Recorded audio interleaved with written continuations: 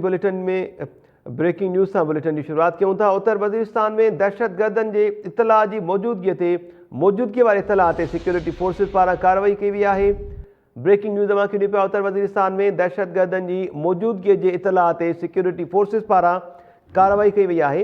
मीर अली वारे इलाइक़े में थियल झड़पुनि दौरान 4 दहशतगर्द मारिजी विया आहिनि। ISPR पारां इन जा तफ़सील जारी कया विया आहिनि। दहशतगर्दनि जी फायरिंग में पाक फ़ौज जा 2 जवान बि शहीद थिया आहिनि ऐं 4 सिपाही ज़ख़्मी थी पिया आहिनि। ब्रेकिंग न्यूज़ में असां शेयर कयूं पिया। ISPR जो चवणु आहे त मारिजी वियल दहशतगर्द भुंग लाइ अगवा करण समेत सिक्योरिटी फोर्सिस ते हमलनि में बि मुलविज़ हुआ। उत्तर वज़ीरिस्तान में दहशतगर्दनि जी मौजूदगी जे इतला ते सिक्योरिटी फोर्सिस पारां कार्रवाई कई वई आहे। मीर अली वारे इलाइक़े में थियल झड़पुनि दौरान 4 दहशतगर्द मारिजी विया आहिनि। ISPR जो चवणु आहे त दहशतगर्दनि जी फायरिंग में पाक फ़ौज जा 2 जवान शहीद थिया आहिनि ऐं 4 सिपाही ज़ख़्मी थी पिया आहिनि।